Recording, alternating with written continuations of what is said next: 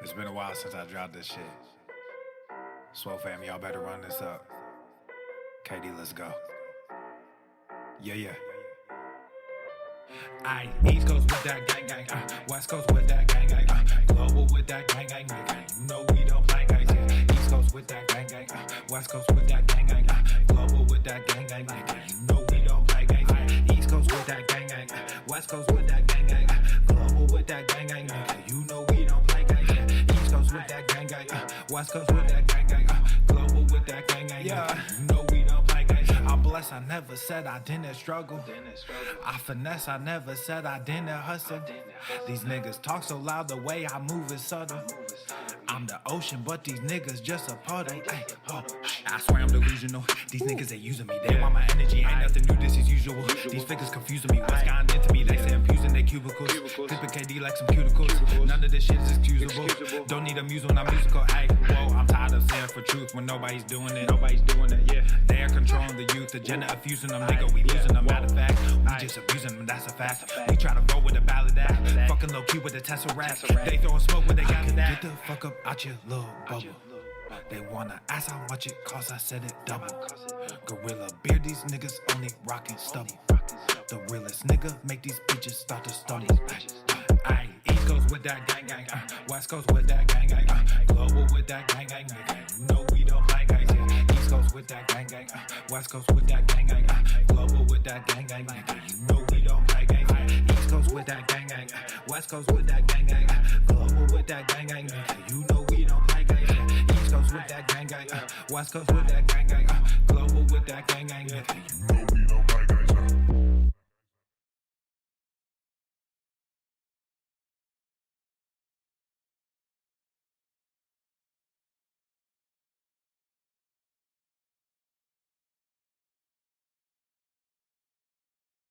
The following program is rated TV MANOC. It contains a big pair of nuts directly on your chin. It is intended only for mature audiences. Viewer discretion advised. Enough with this weight loss bullshit. Take a step back and literally fuck your own face. Let's learn about getting healthy. Let me tell you something, Thunder Twat. Obesity is epidemic in the United States and a major cause of death. What is fat activism? I, a fat person, am sharing my own lived experience. Pizza is a vegetable. Your fat phobia is your problem. It is not my place as a smaller-bodied white man to comment on it. Radical body positivity. What can men do against such reckless hate? There's only one man who can help me. This is for you new people. I only have one rule. Everyone fights, no one quits. This day we fight!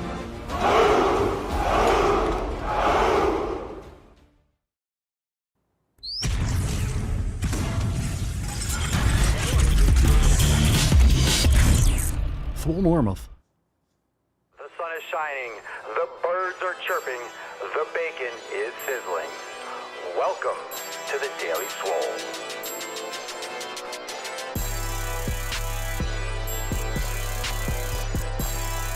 Testing.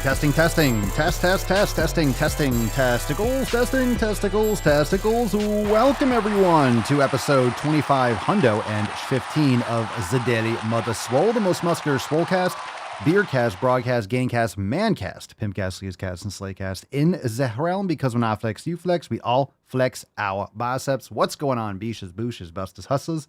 And you'll hoes, it's your boy Papa Swolio back with another episode. And today's episode of the Beastcast is brought to you, is sponsored by Everest and K2 flexing on all you fucking Catalina wine mixer. The fucking Catalina wine. All right, fam. Welcome to the, well, we got to get that proper sidebar up. It is the Sunday Funday Q&A, so we're taking lots of questions today. We'll get into those in just a moment.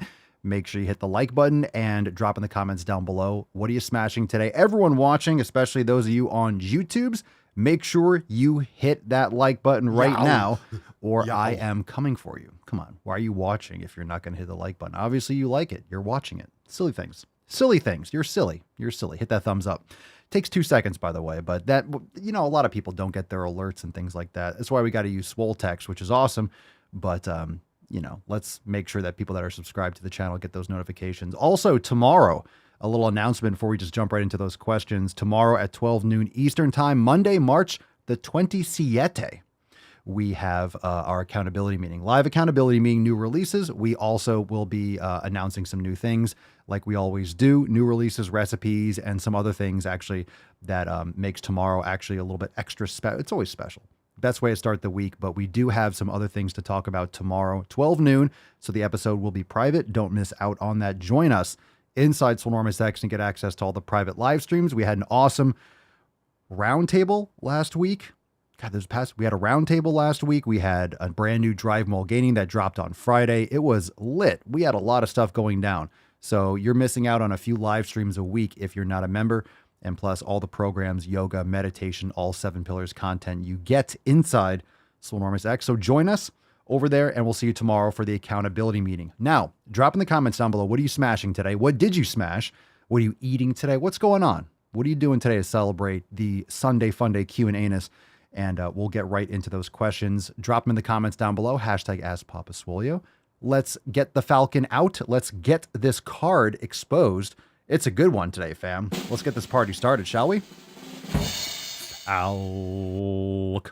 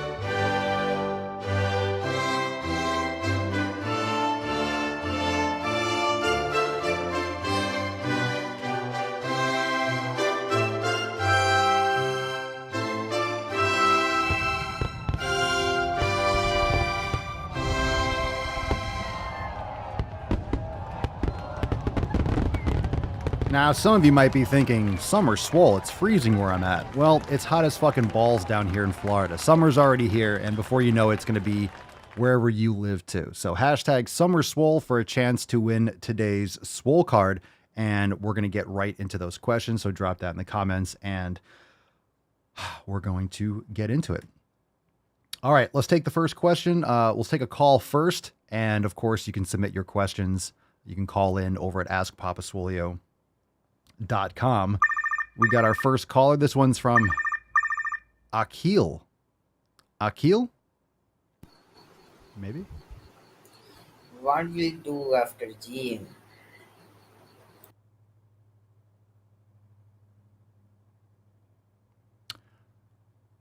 Okay, rough start. I have no fucking idea what you said. What you do after gym? Okay, let's... Come on, really? That's gonna be where we start? I have no idea even what... I don't even know what the sound was. Rogan. I'm in the fucking gym! Give me motivations! Keep going to the fucking gym. Do it again tomorrow. Do it again tomorrow. What do we do after gym? We eat food? Yeah, I mean, even the first question, what do you do after... Come on. All right, Wax. Papa Swolio, what are the barefoot shoes you're wearing in some videos? I have a bunch of different barefoot shoes, but Vibrams are the ones with the toes. Okay, let's take another call. This one's from Dark. The fuck are these calls and these names? I'm not happy with the shitty calls getting through. That shouldn't be in the folder. Hey, Papa Swolio, can I do gymming with you?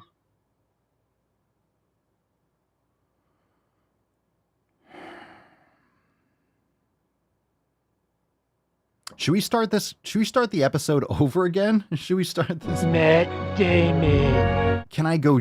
No. I mean, you can join Swolenormous X and do the programs and stuff that we do, but no. Like, can you train with me? I mean, literally with me? No. But you can join the fam and do our Swolga classes and yoga classes and programs. What the fuck is this shit?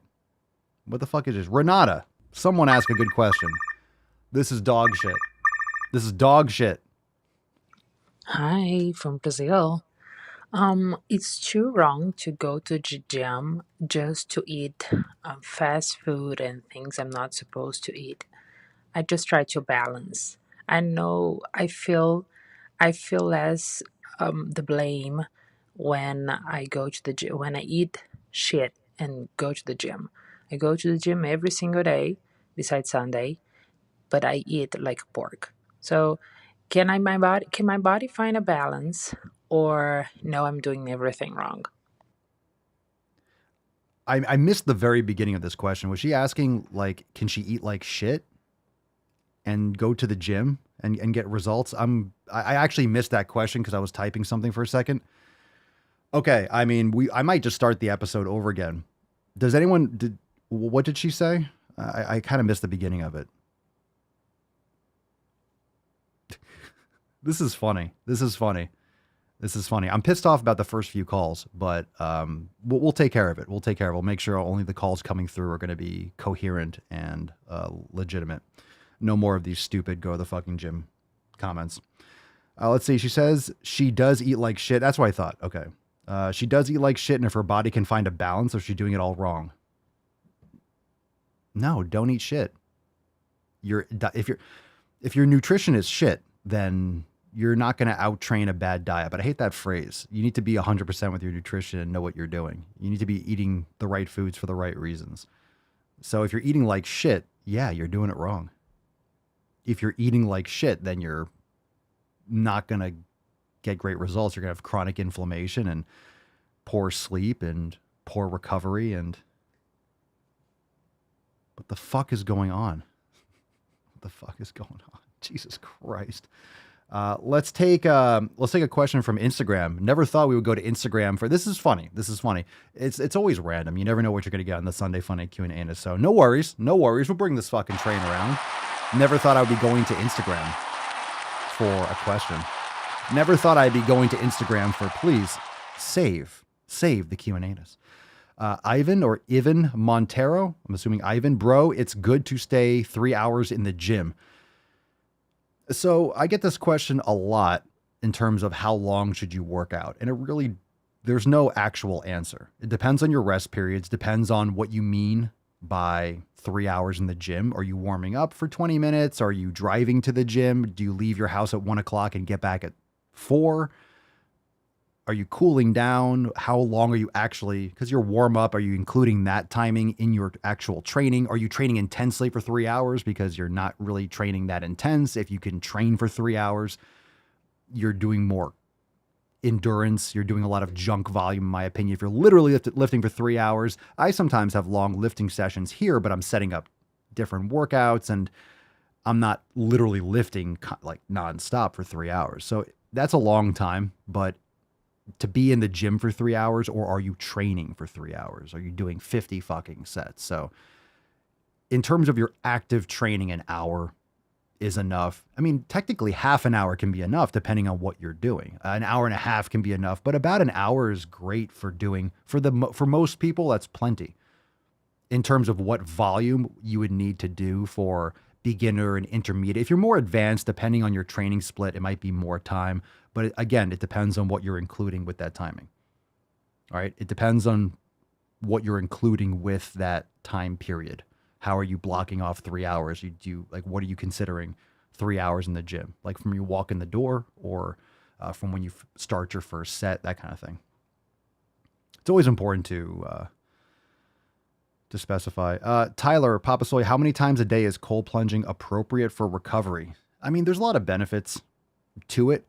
But actually, for me, I find that I like it more for just the wake up and the physiological morning experience for me rather than for recovery. If you have an injury or something, icing immediately after is a good idea.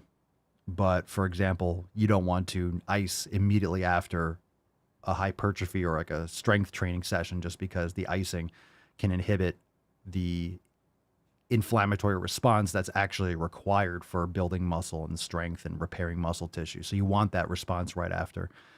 So I tend to try to just plunge in the morning and then not later on the day after my training or anything like that. So how many times a day? You only really do it once, but of course, how long you're plunging for. You can start with a cold shower. So it depends on what kind of, there's a lot of different benefits that people do cold plunging for. I think it's a great way to start the day because it's centering. It's like a meditation because you're really focused on the present. You're focused on what you're doing because it's so fucking cold that it brings you right into that current moment. And it's a cool way to start the day. Get it? Cool way. Especially down here in Florida when it's hot as fuck, going and getting in there and the sun's starting to come out, or going right into doing, I usually do that.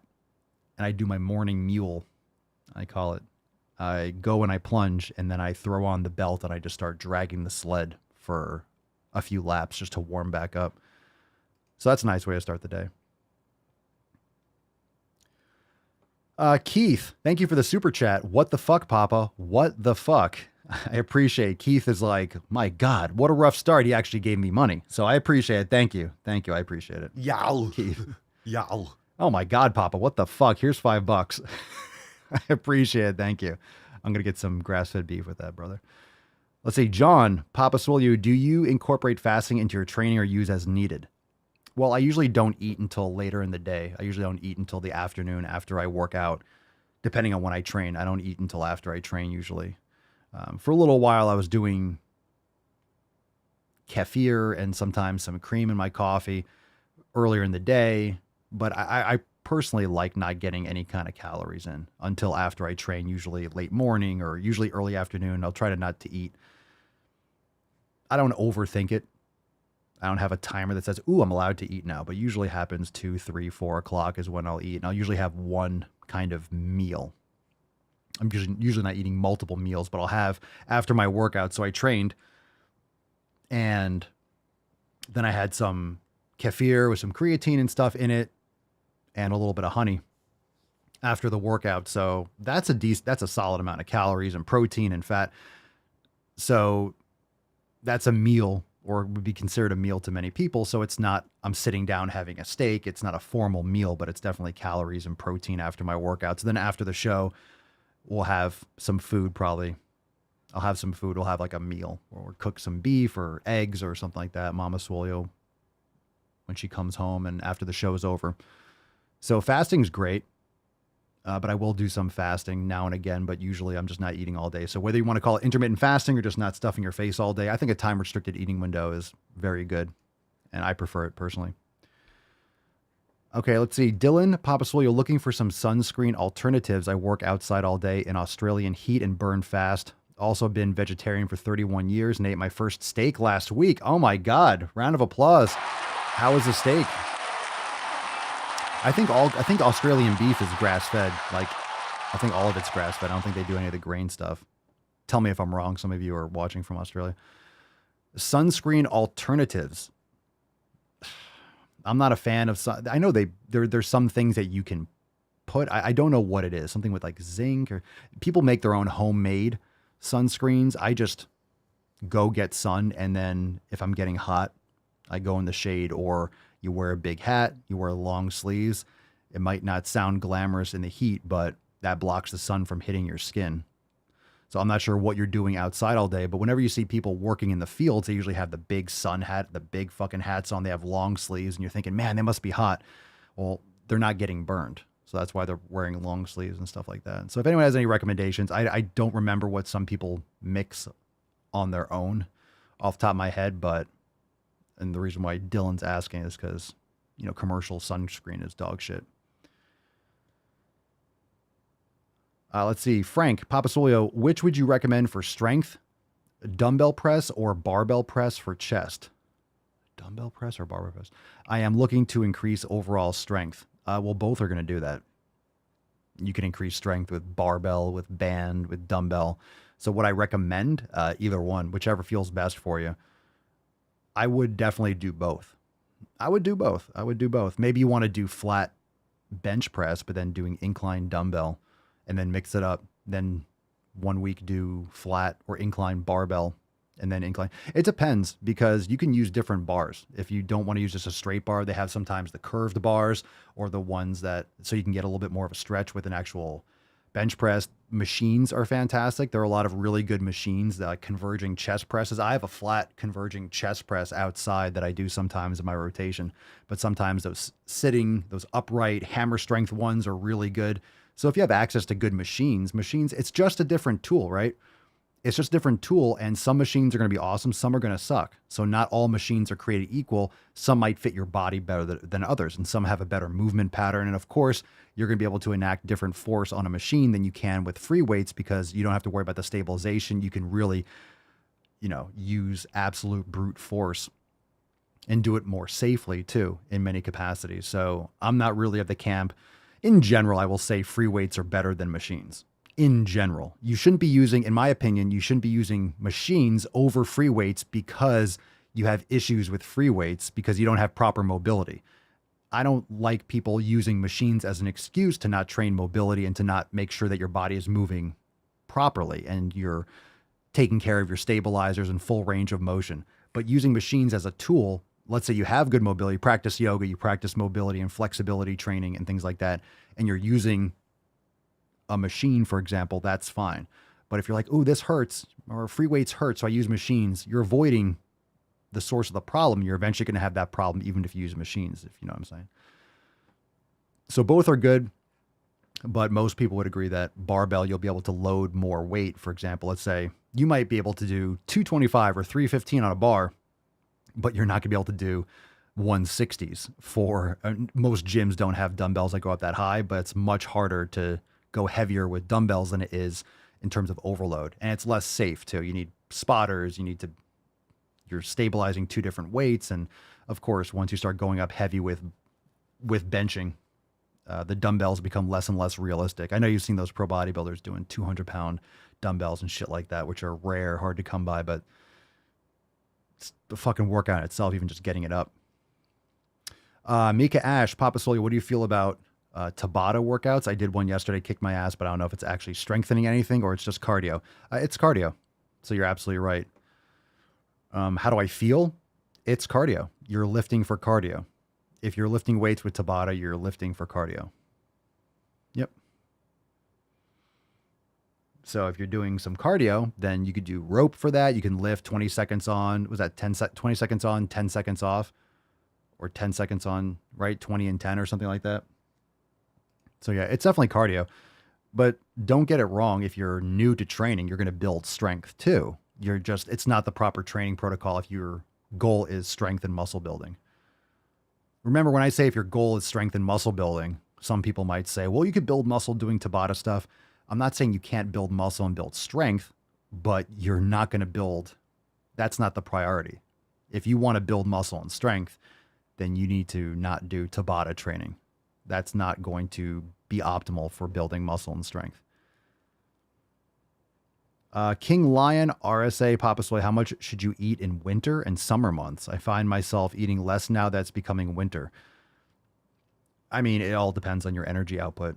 But I generally, when it gets into colder temperatures, there's a reason why people go more towards like bone broth and things like that, fat and protein.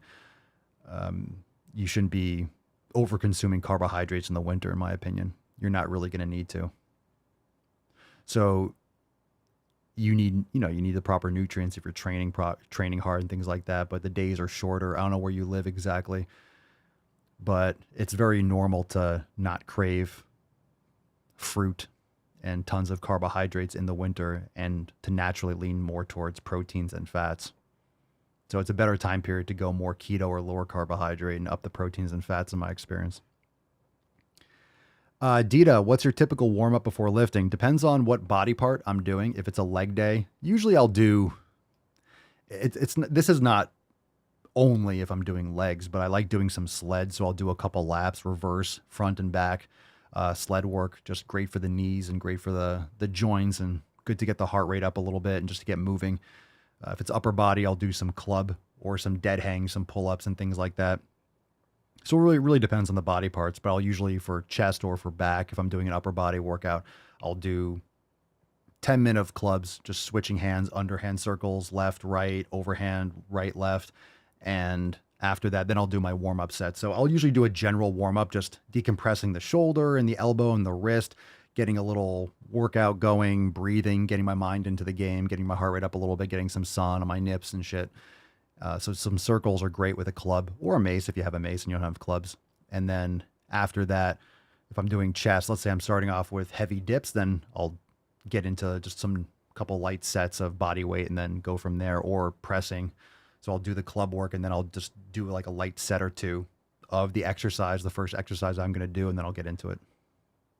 You could do other types of activation. So when it comes to customizing your warm up, it depends. If you need to activate certain muscles and scapular depressions, you could do scapular depressions on a pull down. You can do dead hangs with scapular depressions to activate your middle and lower traps. You could do some cobras. So it really depends on your physique and where your compensations are. And if it's something that you need to activate first with some corrective exercise, then you should do that too and add that in. But that's what I do. That's what I did. So Natty Knight, Papa Swole, I thought recently the rest ice compression elevation method was disproven for some injuries. Maybe. Maybe. You know, when it comes to certain things that I experience, if I have an injury, I don't inhibit it, for example. I might move it more. So I might put it in a bucket of rice and move it and roll it, or put in the plunge, and while it's getting cold, I will move it and keep it moving. So it might have been disproven. I don't know. You can look into that. Do not know.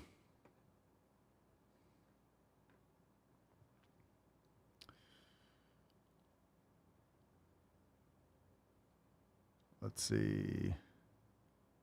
I think there's a lot of individualization there. You know, you get an injury and you ice it. I don't see how that's going to be bad for you, but maybe there's a better way, or they're always going to come out with some new stuff depending on the studies or whatever they're trying to push.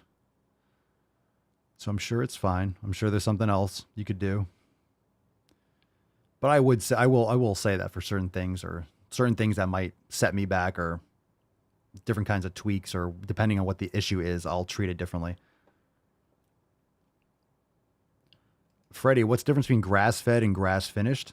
Well, grass-finished means it's grass-fed and grass-finished, not fed grain the last 20% or so of its life and whatever else they're putting in it. So if you want to get 100% grass-fed and grass-fed, it'll say 100% grass-fed, which means grass-fed and grass-finished, or it'll say grass-fed and grass-finished. But if it just says grass-fed beef, in the United States, if it just says grass-fed beef, that means it's fed grain at the end. It's fed like probably 20 or 30% grain towards the end of its life. So if you go to Walmart and certain places it says grass-fed beef, it's not 100% grass-fed beef. That distinction matters in the United States, at least. Let's see.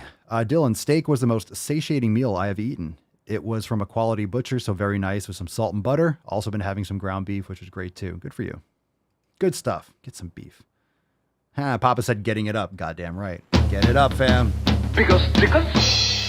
Welcome, fam, to the Sunday Funday Q&A. And we're on a roll now. Good live questions. The Swole fam saved the day. Rough start.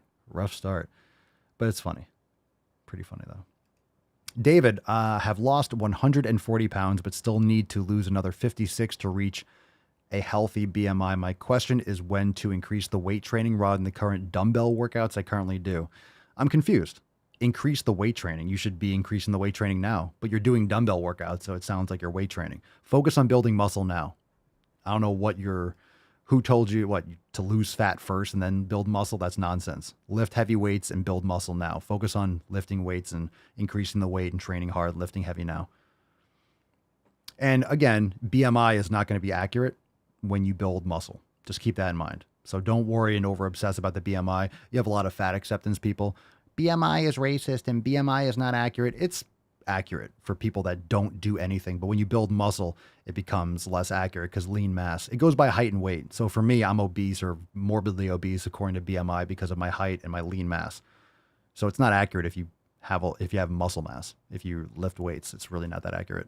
So just keep that in mind. So don't worry. Don't obsess about the BMI.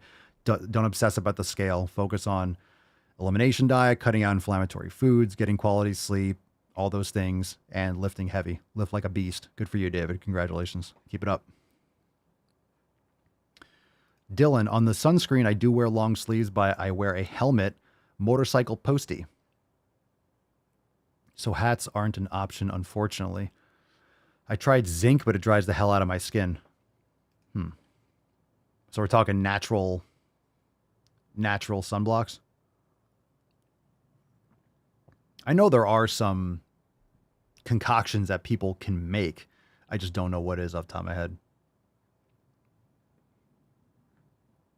Let's see, Freddie, what does using the foam roller help with warming up or when in a weightlifting session? Well, I mean, you could use the foam roller for different things, even for some sort of mobility exercises. I personally don't do foam rolling before. I wouldn't do it before training. Some people, I don't know if NASM still pushes that, but some people will foam roll first. You can a little bit. A lot of people don't know how to use foam rolling properly. They'll lay on their back and roll quickly back and forth. You're supposed to hold positions on the foam roller for like 30 seconds, a minute plus. You're supposed to really inhibit. So before training, there are probably going to be a lot of competing thoughts about this. So in my experience, you don't want to inhibit and deactivate the muscles before strength training. It kind of defeats the purpose. But if you do some foam rolling and loosen some stuff up and then do some activation warm up, then you're going to be fine. But after a workout, you can do some foam rolling. That's good for recovery and relaxing the muscles, inhibiting the muscles, and aiding in blood flow and venous return and stuff like that, kind of squeezing out the muscles. It's like a massage. It's like a self-massage. But foam rolling is designed to inhibit the muscle tissue and shut down some neural pathways in order to relax the muscle and break up adhesions and such. If you have muscles that are overactive and really tight that you're trying to inhibit and lengthen. So it's good if you're doing mobility, if you're doing it before a mobility workout. That'd be a little bit more appropriate if you're doing it first. Isaiah, Papa Swole, on volume days, do you want to have a weight that you top out at 12 to 15 reps, or is that a minimum rep range you want to hit? I don't usually, well, it depends on the exercise. On volume days, well, volume is going to be dependent on your intensity. The more intense you're training, the less volume you're going to need usually, especially for natural lifters. And you're trying to build strength and hypertrophy. You don't need tons and tons of volume depending on your intensity. Everyone's going to have a range, and you're going to have to find what works best for you. But 12 to 15 reps, I mean, I would honestly go heavier. If you're trying to build muscle, I would go heavier. And then if you end up getting some more reps, then get some more reps, do some forced reps or some negatives and stuff. So 12 to 15 reps, it's a range, but for building muscle, I've had even better experience doing 6, 8, 10 repetitions. You know, pick a heavier weight. Make sure you're going heavier enough. So when you up the weight, that's the intensity. So intensity is relative to your 1 repetition max. So whatever exercise you're choosing, make sure you're going heavy and then pushing and trying to do as many reps as possible. So pick a weight. I would recommend maybe that you can only get like 8 to 10 or 6 to 10 and then just really push. Get some negatives, get some isometric holds at the end, do some drop sets, or, you know, really focus maybe less on overall volume, doing like 5 sets per exercise, cut it down to like 1 or 2 sets at your peak that you're really just blasting the muscle and you're really getting those forced reps and those negatives are really going to that point of failure and then a little bit beyond, trying to squeeze out the last little bit of action from those muscles. Let's see here. Keith, I believe the older you get, the more weight and less reps you should do. That was always my experience. 44 and I lift heavy with low reps. Well, that depends. More weight, less reps. That's just how everyone's going to lift. The more weight you do, the less reps you're going to be able to get because that's a higher percentage. That's a higher intensity. So what I think you really mean is the less overall volume. You keep the intensity higher. Again, if you train intensely, there's nothing wrong with intense training. That's how you're going to build muscle and overload properly. But what I think Keith is referencing here is as you get older, the recovery is more challenging. There's more experience that you have, and it requires less volume in some capacities and some theories and some applications. There's less that's required to maintain where you're at because you've built to a certain point. So in order to take yourself to that next level, there's that point of diminishing returns. So if more was better, then 3 sets is better than 2 sets. 4 sets is better than 3. 5 is better than 4. 6 is better than 5. And I think we all know that doing 10 sets per exercise, doing 50 or 100 sets in a workout would be insanity. You'd just be going really light. You'd be in there for hours. It would just be a waste of time. It's called junk volume. And this is going to be different from person to person, depending on what you're trying to accomplish and what your experience is. But in my personal experience, the longer you've trained, the more experience your body has, the more like of a foundation work capacity you've built, the less overall volume you're going to need. And it's not that I think you should train to maintain, because I think if you train to maintain, you're going to lose. Training to maintain is like treading water. You should always be looking for improvement, but the way you should look for improvement is by maintaining that strength, trying to improve your strength, improve your intensity, go hard, but then do less, focus your effort into less volume, because the recovery is longer between workouts. The required input is less. Your experience is greater, so you could focus more of that intensity accurately into specific sets that are going to, you could really push those. You have more experience, you could really push those sets harder. You could do negatives, you could do isometrics, you could do drop sets, for that 1 or 2 set at your peak. And so I would just say funnel your experience and your intensity into less of those working sets. So rather than getting, doing 4 sets that are, at your max capacity, is it really your max capacity? If you're doing 4 sets at that, is it really your max? If you could do it 4 times? So maybe 1 or 2 warm-up sets. I'm not saying don't warm up. You don't just, I'm warmed up, and then you throw all the weight that you can on the bench press, and then your first set. No, you might put 135 on and do a good set, but you're not going to failure. And then you might put another 45 or 25, and then, maybe do 8 reps or something like that. And you're starting to push a little bit, but then you stop. You don't get to that point where you're really trying to force it out because you're not exhausting yourself. But then you throw on, let's say 225 is what you normally would bench, or 230. It doesn't matter. This is just an approximation. So you put 2 plates on. And then that set is when you really fucking go all out and you get the last one, and maybe you have a spot, or you get a couple more, or you do like a hold at the end. You just kind of pulse it, and then boom, then you rack it. And then maybe you do one more set after that. So you're really only doing 1 or 2 sets really to the fucking limit. And you put that weight on. So you didn't fatigue yourself with those prior sets. They were just warm up and kind of gauging sets. And any of you that lift, that those warm up sets is essentially that. You're kind of getting an idea of where you're at that day. And your strength is going to vary. You're not always going to just be going up. You're not always going to be just lifting more and more and more. So when you are doing your warm up, you're getting an idea of where you're at that day. And then how to load up the bar for those max. When I say max sets, I mean those failure sets, those real working sets is what they're commonly called. Wax, advice on obtaining better symmetry in terms of what? Make sure you don't have compensations. Yoga, if you have larger muscles on one side than the other, people have dominant arms and things like that. Train the weaker ones more often, with more overload, or don't train the other one. Depends on the symmetry. Everyone's different too. Not everyone has perfect symmetry. That's why it's rare. That's why being a successful bodybuilder, for example, or figure competitor is rare, because most people don't have genetically, most people don't have that kind of fundamental symmetry. They'll have different tie-ins on different sides, or their abs won't be completely. Some people are just genetically, for all the people that are, quote, genetically optimal for bodybuilding, how many of those people actually go into bodybuilding? And of those people that are genetically optimal and that go into bodybuilding, how many of them do it right and really obsess over it and really go all the way? So that's why there's always a small percentage of a few that you look at them on stage like, how the fuck are they completely symmetrical? But that's also what they're trying to accomplish. Day in and day out, they work on being symmetrical and working and bringing up weak points. But they're also just genetically, their tie-ins and their muscle bellies are just even.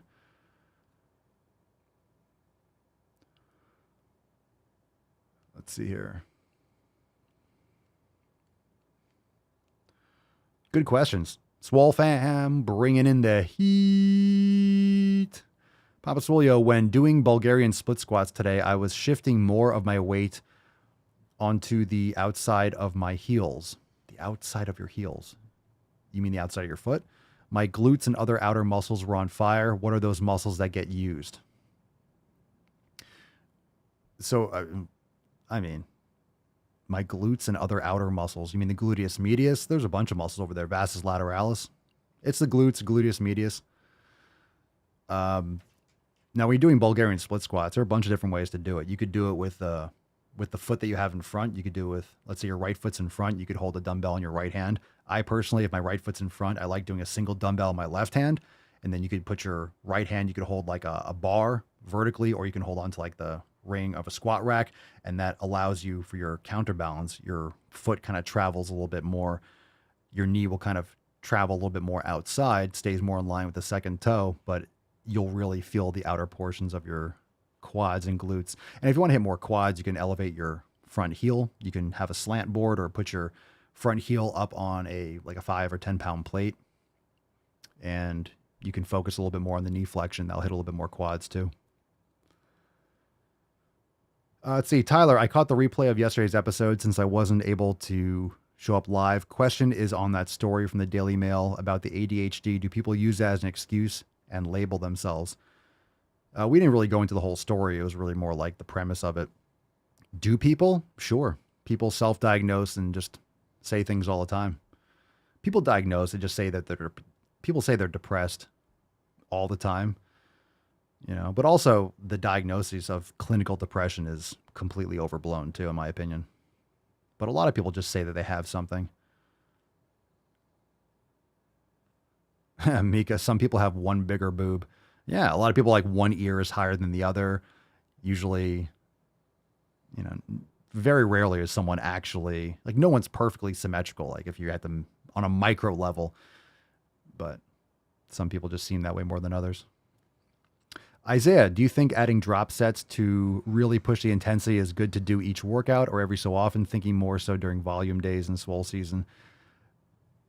Is good each workout? I think it depends. I mean, if you want to do one set, like that last set to failure, maybe of the workout, maybe like the last exercise, maybe the last exercise of the entire workout, you could play around with it because it comes down to the intensity, right? If you're doing a drop set every set, let's say you're doing 3 exercises, 3 sets each, that's 9 total sets. You're doing 9 drop sets. You're really fatigued. You're not getting the most out of the last exercise. So the reason why I was talking about the intensity and the volume, I think it's more important when you're more advanced, when you're older, when you're, been training for a long time, when you have a lot of experience. But it's something to keep in mind. Any body part or any exercise or any area of a body part that you're trying to work more, do it first. So if you're trying to bring up a certain exercise, if you're trying to really focus on, dumbbell incline bench, don't do dumbbell incline bench last. So if you're doing 4 exercises, don't do that exercise last. So this is where acute variables make a difference. You can adjust your training protocols and focus on the areas. So if you're doing, let's say, imagine how much more tired you'll be before that last exercise. You're doing 9 drop sets first. So if you're doing but then again, if you're doing 1 or 2 working sets, you might only go like 4 sets really hard to failure. And then you're getting to that last exercise where you're doing 1 or 2 sets. So you'll have a lot more in the tank for that last exercise. In other words, if you're trying to get the most, if you're doing 3 or 4 exercises, let's say you're doing for chest or for back, and you're picking 3 or 4 exercises, you want to get the benefit of that exercise, right? You want to get the benefit of that exercise. And if you're flat out exhausted by the time you get to that last exercise, you're just going through the motions. What are you actually getting out of it? You might get to that last exercise, and because you put that exercise last and because you're exhausted, let's say it's a chest fly and you've done 15, 20 sets already. So at the end, all of a sudden you're grabbing like 20 pounds or 25 pounds, you're blasted. But if you did that exercise first, you would have been able to do 35 pounds.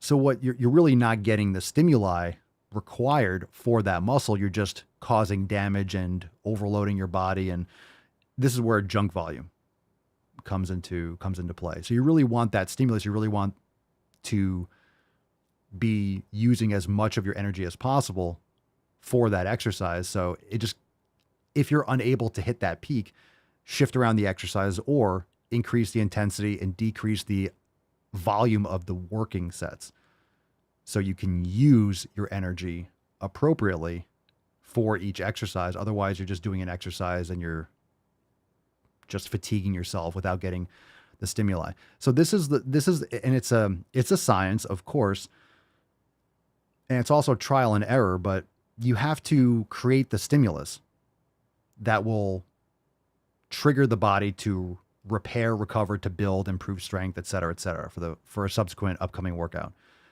So if you are doing an exercise without the required stimulus, then you're just doing repetitions. Does that make sense? You're wearing down your body physiologically, but you're not going to actually get the adaptation that you would want to get from that exercise because you're not creating the proper stimulus. If that doesn't make sense, you can clarify. I'm trying to make sure I'm getting it, trying to explain it as succinctly as possible. And this is just, it doesn't mean you're not doing, you just might do 1 or 2 warm-up sets and then boom, blast it for 1 or 2 sets, really all out. So then your working sets, you might be doing 6, 7, 8 really all out sets, but you're funneling all that energy. You're more fresh. You're really getting everything out of those exercises. And you're not actually creating the same type of physiological wear and tear that's going to prolong your recovery between the next exercise. Just a different way to think about things. More isn't always better. We always talk about that, and your program should have a foundation of recovery. Dita, Papa Swolio, what is optimal weight loss for someone who has about 30 pounds extra? I'm losing weight, but if I could do something to speed things up, I'd like to. There is no such thing as speeding anything up. It's going to happen at the pace that it's going to happen for you. Everyone's different. So optimal weight loss, you might hear 1 to 2 pounds a week, but honestly, half a pound a week is great. But you know, weighing on the scale is so inaccurate when you're building muscle and you're lifting weights. You're going to fluctuate. Just don't obsess with the scale. Maybe weigh yourself once a week or every 2 weeks. It's just if you really focus on the scale only and you're training, you're lifting weights, it might not go down because you might be retaining water from heavy weight training workout, but you might have put on a little bit of muscle. So the weight loss, the absolute weight loss isn't as much. So it's an easy way to get discouraged. But in terms of body fat, literally body fat, 1 pound a week is awesome. It's awesome. It doesn't sound like a lot. So people get bummed out. I only lost a pound. That's fucking great. Half a pound is great. You lose half a pound for a month. That's 2 pounds.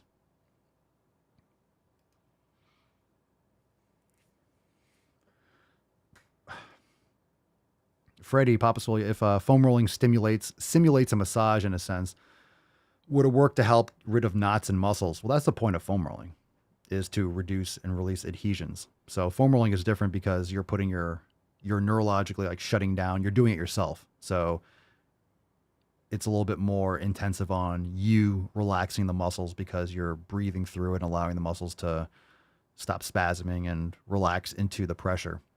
So yeah, but it depends on why the knots are there. A lot of times people foam roll and then they feel better temporarily, and then their muscle compensations and their movement impairments just come right back because they don't have good form or the same habits or repetitive movement patterns. They continue and then the knots return. So it depends on why you have muscle adhesions and fixing the root cause, of course, in conjunction with that.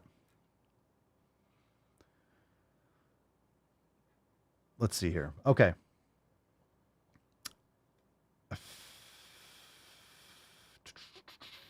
Let's see. Bristow William, Papa Swolio, is there a way to get gains from lifting while not compromising cardio too much? Yes.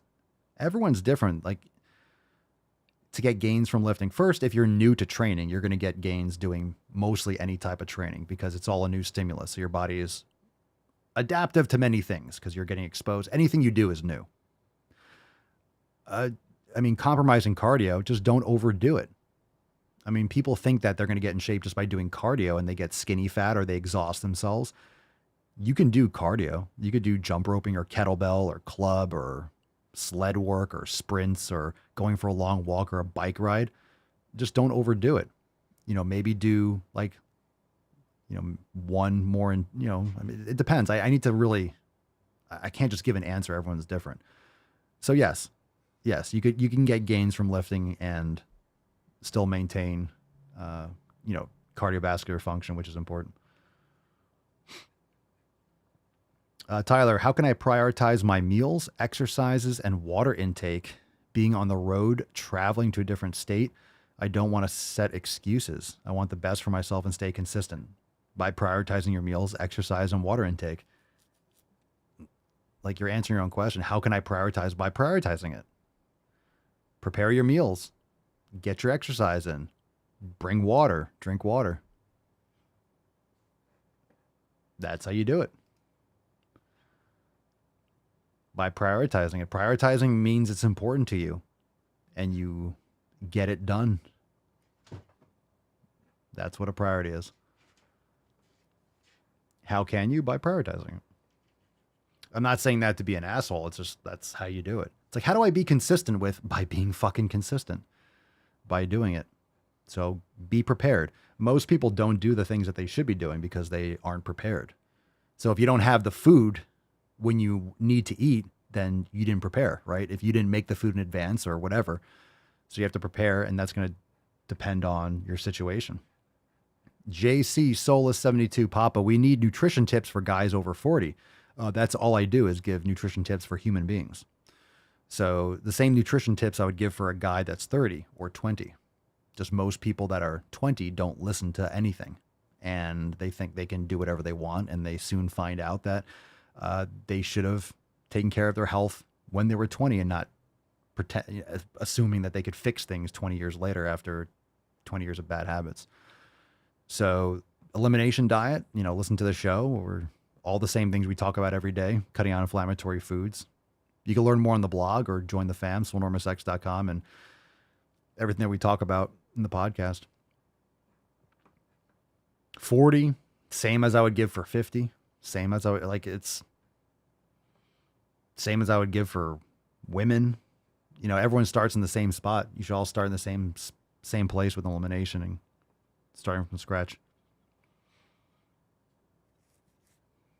All right. Let's see. Good questions, though. We brought it back. We brought it back, fam. Swole fan, you were huge. You were huge today. Let's take another call. I know Will. This is from Will, so I'm sure it's going to be... I know. Risky. Fingers crossed. Will, you're on the line. Hey, Papa Swolio. So I was curious on what your thoughts are when people use the term overtraining in the fitness industry. Because you hear about a lot of people saying that they overtrain, in quotation marks, but you never really see the full story of how hard they actually train. So I was curious what your thoughts are, and if people actually just use it as an excuse more instead of just not to train. So if you have any thoughts on it, let me know. I appreciate it. Thanks. All right, well, so people just saying that they're overtraining. Well, people use a lot of terms. So it really depends on what we always talk about under recovery. So one person's program, for example, what I do for my training for someone that's new would destroy them. And it's not that like my training is so next level, no one else could do it, but it's someone that isn't trained.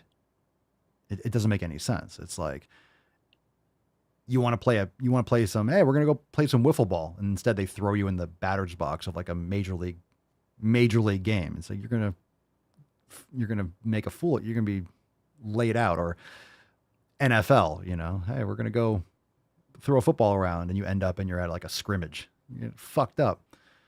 So people under recover all the time.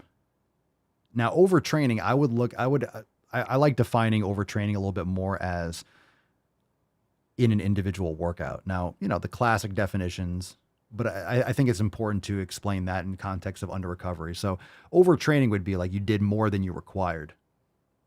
The way I'm going to explain it, you do more than is required for, more stimulus than required for adaptation. So you did way too much. You went for a fucking run instead of doing your normal 5 miles. You really pushed it and did 20, and you're really just banged up, and you overdid it. So that's, you overtrained.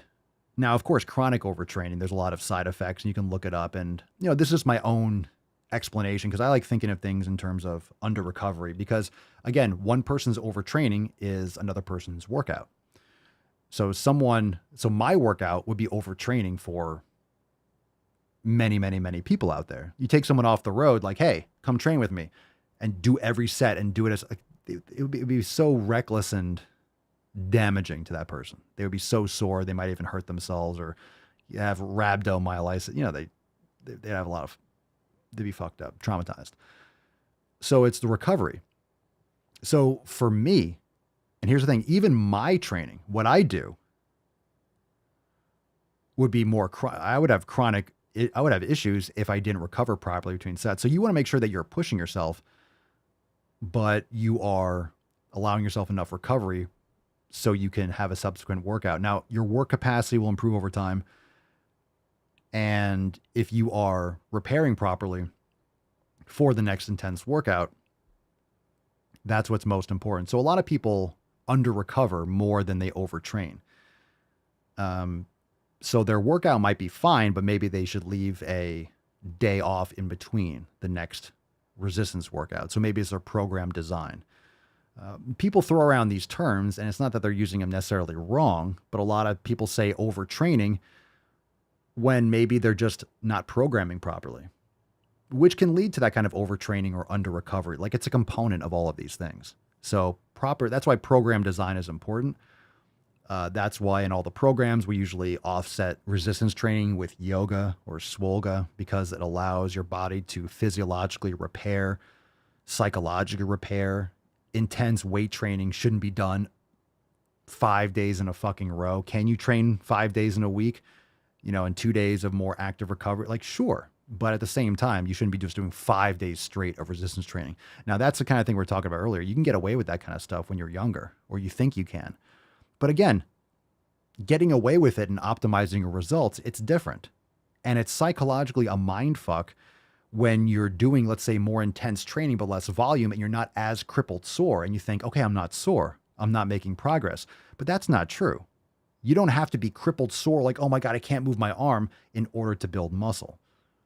So there's a lot of, like, you might get super sore from doing tons and tons of volume, but it might be overkill and you're getting sore, but you're not going to stimulate you're not going to stimulate the proper recovery protocol. Your body isn't going to repair in the manner that would be optimal for muscle growth long term, maybe temporarily. But the whole thing is, the more sore you are, like if you really do a lot of volume, you do a lot of junk volume, you do a lot of extra stuff, and then think of how long it's going to take for you to repair and recover so you can do it again. Like, this is what anabolic steroids do. It allows your body protein synthesis and fat metabolism, but allows you to do more work in less time. You can recover more between workouts. So you could train body parts more frequently or hit it harder again sooner. So it kind of compresses the entire cycle of lifting. You're going to, you'll have more strength, you'll build more muscle, but you can also recover and train that same body part again in a shorter time period. You might have to rest 4 or 5 days. Otherwise, maybe you can do it in 2 days. Just saying. There's different types of anabolics. I'm no expert, but that's a general concept. And if you do a ton of volume, you just do a ton of shit, and you're so fucking sore, one, that's going to compromise your movements for other body parts. Because if you're doing, let's say, well, I'm doing back the next day. Well, it's like, well, if you did chest, I mean, the same muscles attached to the same body parts, like you're still going to be compromising the stability of your shoulder when you're doing back workouts and things like that. It's not like, well, I'm doing this muscle over here, so this muscle isn't, they're all attached and you're not really recovering. And there's a lot of other aspects to repairing and being optimal for the next workout. So what you want to do is create the stimulus required. You want the intensity and the stimulus required in order to progressively overload the muscle, create that stimulus, and maximize your time repairing and recovering outside the gym so you could do it again sooner. Because if you do, let's say, a huge, massive workout on Monday, let's say you're doing upper body, you just blast your fucking upper body. You overdid it. You just did tons of volume, and like, you can't move for like days and days and days. You might have overdone it for the stimulus and then overextended. You keep your cortisol levels more elevated. You might have overextended your repair window. So you're hitting it so many days after, it's just not as efficient as doing less, heavier, more focused, and then getting it again in 3 or 4 days. Plus, you're not going to have the mobility and the limitations and the downside of really traumatic micro trauma. Just some different concepts. I think this more applies. I've been training for over 20 years. So really, this is something that I am leaning more into. And I think a lot of people that are in their 40s and 50s, you would concur. It just takes longer. It takes longer to recover. It doesn't mean that it's going to take you so much longer. Hey. It'll take you longer to recover. Everyone knows that. If you're 50, it's going to take you longer to recover from intense workout than when you're 30, than when you're 20. All right. I'm not saying that, hey, when you're 50, you could be as strong as a 30-year-old. A lot of you that are in their 40s and 50s, you're healthier than the average 20 or 30-year-old. Okay. Not arguing that point. But it's just going to take you longer to recover. So my point is, as you get more advanced, I think there's this comparison. You're trying to train like someone who's 30 and who's an Instagram IFBB pro. You're trying to build muscle like someone who's on steroids, and you're doing a workout that's just fucking insane. It's not necessarily required. So if you're a natural lifter and you want to function as a human being, you don't want to injure yourself, you want to make progress, and you need to create the stimulus, but you want to be efficient in that so you can get out and recover so you could do it again. And I think it's more challenging for people most people don't train properly to failure. They don't train hard enough. So I think that's why people generally do too much volume, is because they actually don't train hard enough for those working sets. So again, if you're doing 4 sets, I just try it. Try it and see how it can open you up psychologically. See how it can open you up just with your focus. If you know that, hey, I'm doing incline bench, for example, and you do 2, and I do 2 warm-up sets, or you do 1 or 2 just all-out fucking sets. Psychologically, you're not going hard 4 fucking times. You're just really putting all your energy and effort into 1 or 2 all-out sets. You might be able to push a lot harder than you thought you could, create the stimulus and the overload that will actually build you strength and muscle without the volume that will cause elongated recovery times and or unnecessary trauma. Just something to think about. It's a cool way to play around with it and see if you enjoy it better. I don't do as much Freddie agreed, used to do 5 working sets for everything. Now it's 3 to 4, depending on the exercise. I mean, that's still a lot compared to what I'm talking about here, but again, it's a challenge. And I think it's nice psychologically to focus more on less. Focus more energy on less sets. I think for a lot of you, it can unlock a level of intensity and effort that you didn't know you had because you were spreading it out over more sets psychologically. Does that make sense? You were leaving some in the tank. If you're doing 4 sets, are you really going hard on that first set? If you're calling them all working sets and you're really pushing to the max for 4 sets, were you really pushing to the max if you could do it 4 fucking times? That's my point. Different way to think about it. I'm not saying there's one answer. I've always said this. You could build tons of muscle doing... Anyway, anytime they say, for a natural lifter, you can't do a body part once a week. Bullshit. I did the classic, chest on one day and, once a week body parts. You could build a ton of muscle. You just have to fucking train it really hard. You can absolutely build muscle doing body parts once a week. Well, as a natural lifter, you have to train each body part every 48 hours. I'll fucking blow me. All right. Everyone's different. Everyone's different. Could it be maximalized or different? Everyone's different. Everyone's different with their schedules, with their effort, with their age and whatever. There's many ways to build muscle. Again, it's adaptation to a stimulus. What's the stimulus? And then are you able to recover and repair for, in a reasonable time frame in order to create the stimulus again? Remember, it's about stimulus. Oh my God, shock. Slow adaptation, recover, repair. Okay, cool. Shock, another stimulus. Oh, okay. So a couple days, repair, recover, shock again. And you want that stimulus to kind of be slowly progressive overload, increased intensity, increased weight, a couple more forced reps, a different exercise. It's a different stimulus, but it's heavier. You're challenging, you're really pushing, a couple more forced reps, stimulus, repair, stimulus, repair, stimulus, repair. If the stimulus is always the same, guess what's going to happen? You're going to build some muscle and adaptation, and then you're going to flatline because you're always doing the same shit. If you're doing 10 reps with 50 pounds, when you first start, wow, it's going to be heavy, you're going to be sore, you're going to build. Eventually, 10 reps with 50 pounds, you're just going to be able to do 10 reps with 50 pounds. and you're never increasing but you're not going to keep on adapting if the stimulus is the same. So if you walk for a mile, think about it. If you walk for a mile at first, man, you might be sore and out of breath. You never walked a mile before, just saying. And then, or you run a mile, you're exhausted. You run a mile, you run a mile, you run a mile, you run a mile. Eventually you can run a mile. But like, you know, there's a limit. You're not adapting to run 2 miles. After you run a mile, if you run a mile all the time, would you be able to run 2 miles better than that first time? Sure. But like, you know, in other words, your adaptations are going to plateau. Your adaptations are going to flatline. Your cardio is not going to keep on improving. You just run a mile all the time. It's not like because you run a mile every day, all of a sudden you'll be able to run, wow, if I run 10 miles, I'm going to be, no, that's going to be another stress, but that's the progressive overload. So you do a mile for a little bit, and then you do a mile and a half, and then you do 2 miles, and then maybe you do 3 miles, and then you go all out for like a 1 mile sprint, and you increase the intensity for that 1 mile. You know, there's different periodizations for running, just like lifting. You don't always go max out on like 1 rep max. You don't just do that all the time. Does that make sense?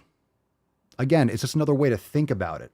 And I truly encourage you all, if you're normally doing, 4 sets or, per body, when I say 4 sets, hard sets over an exercise, you're doing incline bench, you're doing 4 hard sets, do 1 or 2 warm-up sets and really focus on, I'm doing 2 sets, just fucking all out. I'm going to crush it for 1 set and really just put all that energy into 1 or 2 sets. And then I guarantee you'll be able to lift a little bit more. You'll push harder because you don't have to worry about keeping 2 extra sets in the tank. So just make sure you're spending your money on the things that are the most worthwhile. And if you have certain areas of your body part that you really want to focus on, don't do that exercise last. Like if you're trying to bring up certain body parts, don't train it last in the workout. You're going to be fatigued. So of that, of that workout, you don't necessarily need to do 4 exercises.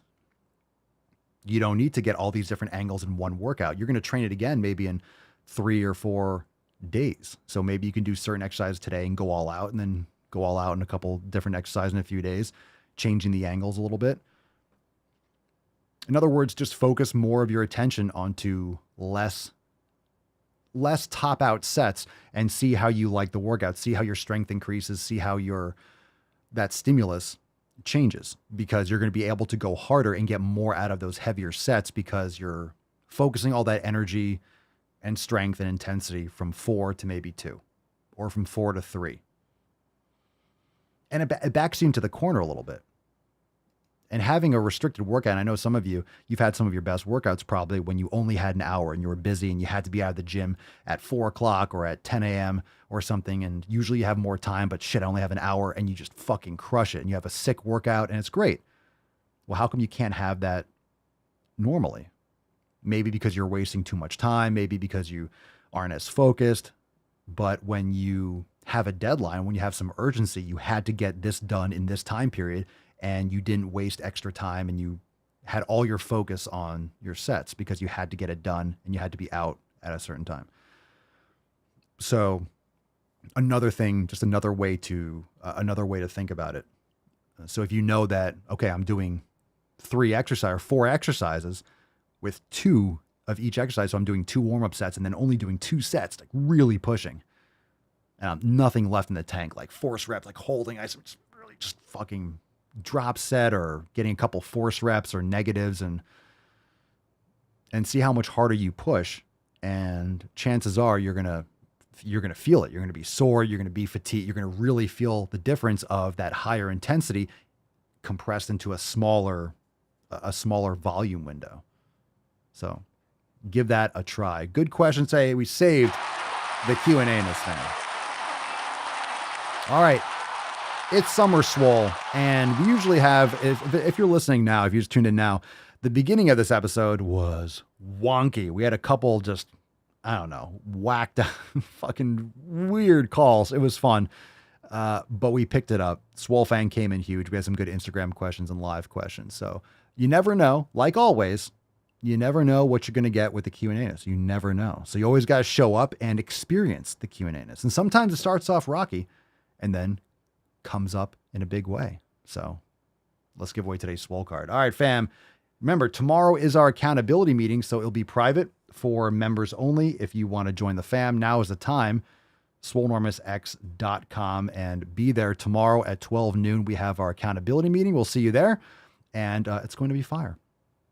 Can't wait. So we'll see you tomorrow. Falcon, pick me a winner. Let's go.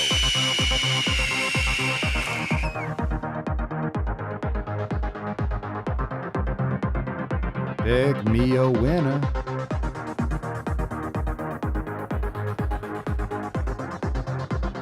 Pick me a winner. Going up. Is that a 0? One more time. Big swing and a miss. I lost the mouse. Okay, I'm scrolling again. Jesus Christ. It unlocked. Alrighty. We got a winner. It is Congratulations! Freddie Craven. Congratulations, brother. Congratulations. Send us an email to support@swolenormous.com. Swole card 2515, the subject, your mailing address, and the body of the email. Thank you, everyone, you silly sluts. Thank you, everyone, for being here for the Sunday Funday Q&A. Of course, every Sunday, just pure questions. Thank you for being here. Thanks for calling in, even though some of those calls were just, I don't know what the fuck was going on. I don't know what you guys are smoking. It must be good, though. It must be really good. Dehydrated ground steak sparking up. You guys are off the charts. All right, we'll see you tomorrow at the Swole Fam accountability meeting. 12 noon Eastern time, beaches. Remember, you can join from your homepage when you log in. We'll see you there. We'll take some soundboard requests. Thank you for the questions. You make me happy. Oh, the tainty, man. It's tainty. It's tainty and the church.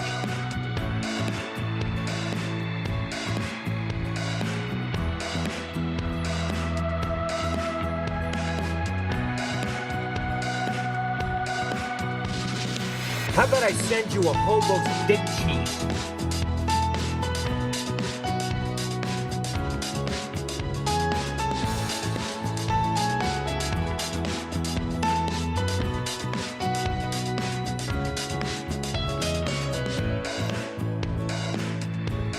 That's fucking bullshit.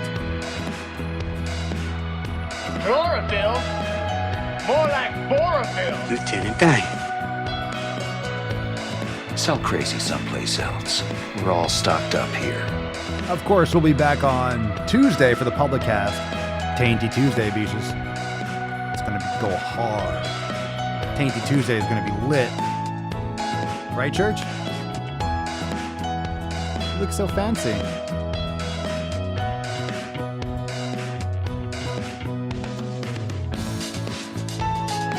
I got you, fam. I got you. I arrive in America's airport with clothing, US dollars, and a jar of gypsy tears to protect me from AIDS.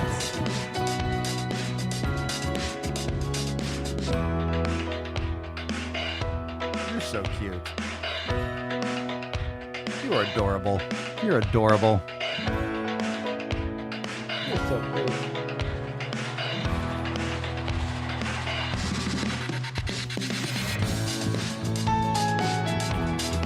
Adorable. What is the best move to silence a woman?